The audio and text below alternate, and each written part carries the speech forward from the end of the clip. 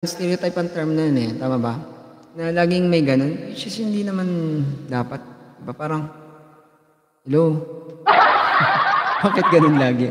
So, 'di ba, kaya minsan 'yan, ayan, kaya sa Japan, tinutugi na nila sarili nila, wala silang masabihan, eh. Madam Jana, uy, shoutout sa'yo. Ang hirap ng gano'n, guys. Pero 'pag inintindi niyo at saka ito, kahit saan 'to, siguro lalo na 'to sa pag-asawa na, yung appreciation na lang, oo. Ito nga yung sinasabi ko sa livestream ko dati, 'pag yung babae hindi niya ma-appreciate yung maliliit mong ginagawa, I don't think ma-appreciate niya yung malaki mo. Siguro makikita niya malaki, pero sa akin naman, kung hindi mo na-appreciate yung maliliit kong ginagawa, I don't think deserve mo yung malaking gagawin ko. Na-gets niyo? Ulit, kasi may mga tao talaga, hindi sila appreciative. Pero minsan kailangan mo i-learn yun kasi minsan yun yung, language ng partner mo. Wala siyang pakialam kung bigyan mo siya ng mamahalin, wala siyang ano dun. Ang minsan words mo lang na, yung na-appreciate mo na, "Uy, gusto ko yung ganito, salamat, Yung mga gano'n simple lang na siguro hirap na hirap kang bitawan, pero malaking bagay sa iba. Okey. Ngayon, 'di ba may mga ganong tao nahirapan sila, okey lang 'yun, pero minsan kailangan mo i-learn siya. Kasi minsan, simpleng appreciation lang, alam mo 'yun, dun sa partner mo, hindi mo magawa. So, siguro something big yung hinihiling mo. Eh, kung sa akin naman, hindi mangyayari na yung something big kasi baka ikat ko na 'yun kasi sa something small nga hindi mo ma-appreciate, eh.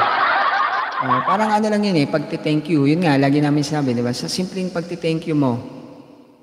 Kasi puwedeng galit ka ngayon pero hindi naman dapat lumilipas yung galit. Pero ang point kasi do'n, simpleng maliit na bagay na ite-thank you mo, hindi mo magawa. O kunyari baka nga blessing hindi ka makapag-thank ewan ko, hindi ko alam kung gaanong level ka. Pero baka yung simpleng, blessing ng pagte-thank you lang sa ano, siguro nagte-thank you ka din. Pero kasi hindi lang yun, dapat all throughout, eh, 'di ba? Parang pero yun nga, sa maliit na bagay hindi mo magawa, I don't think sa malaki, 'di ba? 'Di ba? Maalala mo sa malaki, hindi ka bibigyan ng baka hanggang maliit ka lang. Kasi o baka hindi na, eh. Anyway, ayan, kailangan na appreciation din. And good evening host, Madam Janang, shoutout. Mag-e-end na ako, guys. Pero wala akong hindi ko feel kumanta, eh. Naka-BG naman ako, eh, salamat. Naka-BG naman ako dun sa isa. Kaya kawawa talaga watcher namin. Kaya mo na 'yan. Marami naman nakaipon. Asan na ako? Teka, bakit?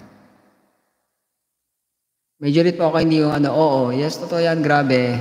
Sense namin lalo na about sa pangloloko. Salamat, good evening. Ayan, sabi niya, ayos na yata si Kyle. Bakit Kyle? Ayos na po ako, umaga pa po gising ko, sisend pa ng GCash. Ay, ikaw ba nagsisend? Sige, Kyle. Till next time. Salamat. Ayan, thank you, thank you. Sa iyong sagot, wonderful answer. O, di ba? Saan na ba ako? Ayan, ito. Malaki rin kasi ang ano, Idol Sheena, ang sa Bulacan.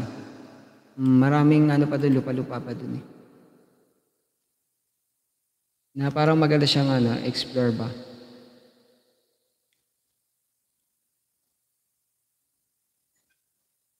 Saan na ako?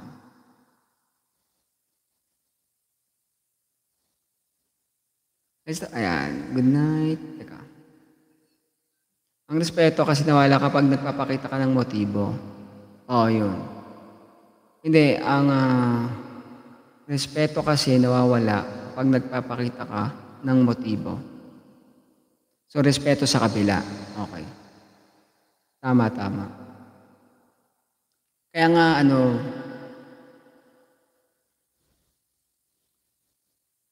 pero yan, i-re-revise ko lang yan, Kuya Joe, kasi ang sabi talaga,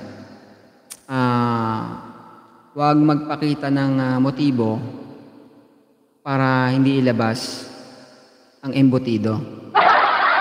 Hindi, yun talaga. Binago na. Ayan, nasan ako?